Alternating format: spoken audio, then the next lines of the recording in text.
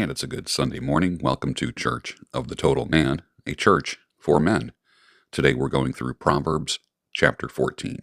So get a Bible, a cup of coffee, or just sit back and listen to wisdom of the ages. Chapter 14. The wisest of women builds her house, but folly with her own hands tears it down. A wise woman builds. How many years have you heard me say, look for someone who is a builder, not a destroyer? I've even gone to the point where I've called myself a builder, literally have titled myself builder. In the past, when I talk about looking for a wife, you've heard me say, look for a woman who wants to build. Build what, you say? Build something that will outlive both of you. The wisest of women builds her house, but folly with her own hands tears it down. Women can build and women can destroy. In this day and age, women are destroying their households, their families, destroying their husbands, and their kids in the process. Are there wise women left out there? Yes, there are. Yes, there are. There are good women out there. But it says the wisest of women. It's not saying they're all wise. You have to look for a wise person. That's why I say, sit back and listen to wisdom of the ages. Where does that wisdom come from? That wisdom comes from God. You want a woman who looks to God, who can say, you know what, I need help doing this. I need help building. And with God's help, she builds that house. What happens when she abandons God? What happens when a woman abandons God? The house gets destroyed. Not a good thing. Not good for husbands, men. It's not good for the children, the sons and daughters.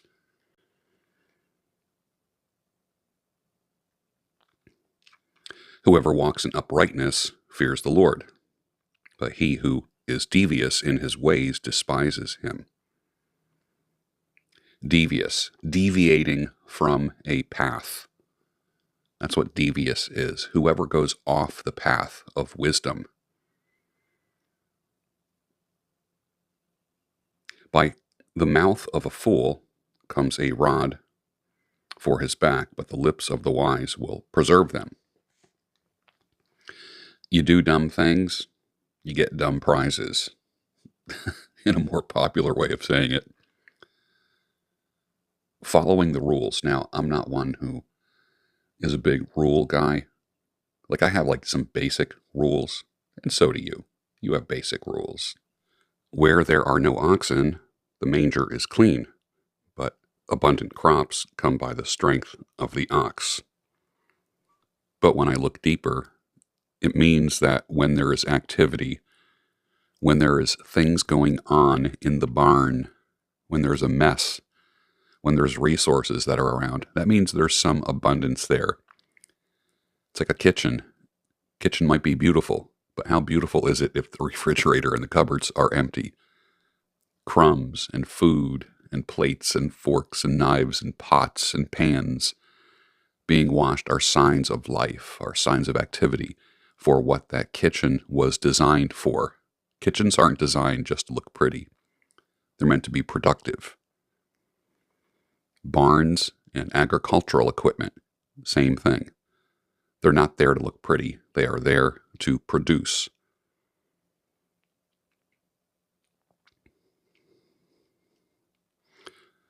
A faithful witness does not lie, but a false witness breathes out lies. Isn't that the truth? A scoffer seeks wisdom in vain, but knowledge is easy for a man of understanding. A scoffer and a mocker. Somebody who is just always mocking. There are people who originally mocked Church of the Total Man,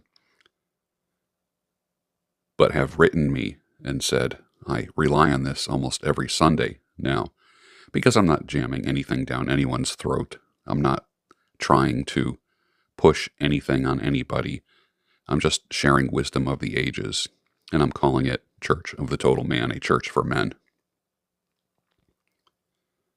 So many people have dialed back on their criticism and judgment of CTM And I'm happy to hear that because I know it's not for everybody. Leave the presence of a fool, for there you do not meet words of knowledge. You become the average of the 5 people that you hang out with. If you hang out with 5 losers and time wasters, you become the 6th. Leave the presence of a fool or fools. The wisdom of the prudent is to discern his way, but the folly of fools is deceiving. Fools mock at the guilt offering, but the upright enjoy acceptance. Some people will mock a person's efforts of some type of offering. There are people who are trying to quit alcohol and quit drugs, and their friends certainly are no help. Do you ever have someone who wants to be sober, in your life, a friend or something like that, and you literally go out of the way to go to a diner with them instead of a bar and help them avoid alcohol? And then there's people who are just always tempting the person. Fools mock at a guilt offering. Don't mock anyone who's trying to improve themselves. I remember one time going out with a buddy. We were just watching some rock band. Waitress comes by, and I forget what I got. It was just a normal beer, Yingling Lager, a Heineken or something, just a standard bottle of beer. And one of the guys at the table wanted a light beer, like a Yingling Light. And of course, most guys, we think that like light beer is for lightweights. And we started laughing at the guy. They're like, "You want a light beer? What are you, a woman?" That kind of thing. It was all done in good fun, but the reality was the guy was trying to lose weight. And that was just like one little tiny bit of effort that he was giving. Like, don't mock someone who's trying to better themselves financially, physically, spiritually. Someone starts reading a Bible, somebody starts getting up earlier, just anywhere where someone is trying to improve themselves. Let's encourage them and not make fun of them and not mock them. The heart knows its own bitterness, and no stranger shares its joy. The heart knows its own bitterness. When you go through bad times, does it make you bitter or better? Are you a better person as a result of the hard times that you've been through? That's your choice. Things don't get better automatically. There's no waving a magic wand to make things better. That's a decision. Did a tragedy or a loss make you a better man? Maybe not at first, but you might need a coach or a therapist to work things out, to translate some of those bad times into something that's good, something that will make you better, not bitter. I know people that have been bitter for years, very cynical and bitter. And believe me, the years will fly by. It's not just a year of bitterness, a year of cynicism. It gets to the point where it's 3, 4, 5, 10 years, and a decade or decades can go by where you have a bitter, cynical attitude. The heart knows its own bitterness. It's not a good thing because it really is bad for our health as well. The house of the wicked will be destroyed, but the tent of the upright will flourish. Better to live in a tent as an upright person than live in a house as a wicked person. I find that kind of interesting. Better a cheap car that's paid off than an expensive car that's costing you $700 to $1,000 a month. There's a lot of these comparisons in here. It's better to live in a tent and be righteous and flourish. There is a way that seems right to a man, but its end is the way of death. That's why I'm reading Wisdom of the Ages to you, because there's a way that seems right to us. And how many here have made bad decisions? How many here ever made a bad decision? I raise my hand pretty high. Hey, I have. And it seemed right to me. And what did it do? It led to the death process. It led to discouragement. It led to, sometimes in my life, years of being in a dark spot. Even in laughter, the heart may ache, and the end of joy may be grief. Grief and aching is part of life. We're not going to live a pain-free life. We are going to struggle with things. It's just a fact. It's how you struggle. It's how you bounce back from adversity that matters. You're not going to be free from adversity, but how are you going to deal with it? Do you have the tools to deal with adversity? It's going to be there. The backslider in heart will be filled with the fruit of his ways. The backslider in heart. I always looked at that phrase and wondered what that meant. Basically, it's talking about polarities here. The backslider in heart will be filled with the fruit of his ways, foolishness, and a good man. Now, there is the polar opposite. You have the backslider in heart, and then you have the good man. The contrast of filled with the fruit of his ways, the fruit of his disobedience. So many of us live with the fruit of disobedience. And a good man will be filled with the fruit of his ways. So there are consequences to everything, every decision, everything that we do, everything we put into our mouth, everything that we set our hands to, every attitude that we have, every person that we hang out with, everything that we do has consequences. Every single thing in life has consequences. There is a cause and effect to everything. The simple believes everything, but the prudent gives thought to his steps. Think before you act.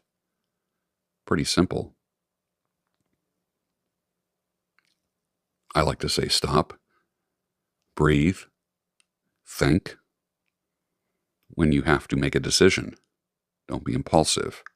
You've heard me say things like emotions are your enemy and sentimentalism is a trap. Stop, breathe, and think. One who is wise is cautious and turns away from evil, but a fool is reckless and careless. He doesn't take caution. He doesn't turn away from evil. A man of quick temper acts foolishly, and a man of evil devices is hated. One of the characteristics of a quick-tempered man is foolishness, and that is not limited to age. It's not limited to youthfulness. There's a lot of old fools out there as well. If a young man does not straighten out his foolish ways, he becomes an old man with foolish ways. Things don't get better with age. You actually have to make a decision to do things wisely. The simple inherit folly, but the prudent are crowned with knowledge. The evil bow down before the good, the wicked at the gates of the righteous. The poor is disliked even by his neighbor, but the rich has many friends. I will tell you that when you are producing, now when I say rich, the productive person, the person who is getting things done, has many friends. That is what it's not saying is get rich so you can have a lot of friends. Be productive so you can have a lot of friends. What it's talking about, that is a byproduct of being productive, is that people want to be friends with you. And if you are not productive, people don't want to be around you. Everybody loves a winner. That is true. Whoever despises his neighbor is a sinner, but blessed is he who is generous to the poor. So we have neighbors and the poor. Being generous to the poor, helping people out. And that's not just about writing a check. It's also having a generous spirit and helping someone out with encouragement. You don't have a lot extra to give as far as resources, then guess what? What you can give is kindness to people. And you can be generous with your kindness. Do they not go astray who devise evil? Those who devise good meet steadfast love and faithfulness. Men can be pretty darn devious with one another. All of us have experienced incredible, fierce unfaithfulness and betrayal in our lives, not only from men, but from the women that have been in our lives. When you think about doing things that are good, it says you will get steadfast love and faithfulness. We don't love because we're going to get that stuff back. This is a consequence, a result of being a loving, generous person. In all toil, there is profit, but mere talk tends to end in poverty. Get to work, fellas. Even though I don't like the word grind, you have to hit your grind on Monday morning. For me, Sunday is a day of rest. But Monday, I start winding up on Sunday night, ready to take off like a rocket on Monday mornings. In all toil, there is profit. I want to profit in life in many ways, not only financially, but for instance, we purposely put ourselves through hard things like working out. For what? For the profit of being in shape, of being healthy, of being strong, of being fast. In all toil, there is profit. But just talking about it leads to poverty. Not only economic poverty, but also spiritual and mental poverty. People that are poor in the way that they think. The crown of the wise is their wealth, but the folly of fools brings folly. I'm teaching you wisdom of the ages. When you let this stuff sink in little by little, week after week, things are going to improve in your life. The crown of the wise is their wealth. In the same way that a crown identifies a king, a king wears a crown. And it's saying here that the crown of the wise is their wealth. Wealthy people who have not stolen from anyone else and haven't been involved in devious schemes, wise people get a great reward, and that is wealth. This is why we have mentors. This is why we have coaches. This is why we have mastermind groups. This is why I encourage all of those things, because I want you to be wise. And with wisdom will come more wealth. A truthful witness saves lives, but one who breathes out lies is deceitful. In the fear of the Lord, one has strong confidence, and his children will have a refuge. The fear of the Lord is a fountain of life. The hatred of evil. When I say the fear of the Lord, we saw that earlier in the book of Proverbs. That fearing the Lord literally just means having a hatred, a dislike, a disdain for evil. It's a fountain of life. Running from evil, avoiding evil, making the right choices, making righteous choices is a fountain of life, that one may turn away from the snares of death. In a multitude of people is the glory of a king, but without people a prince is ruined.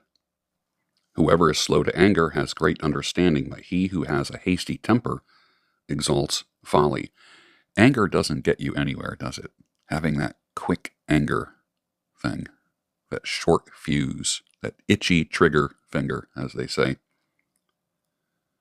Being slow to anger is a great quality. What a great thing to have in your life, and that is being slow to anger and being less impulsive. How many times has your anger gotten you into trouble? How many times has impulsiveness got you into trouble?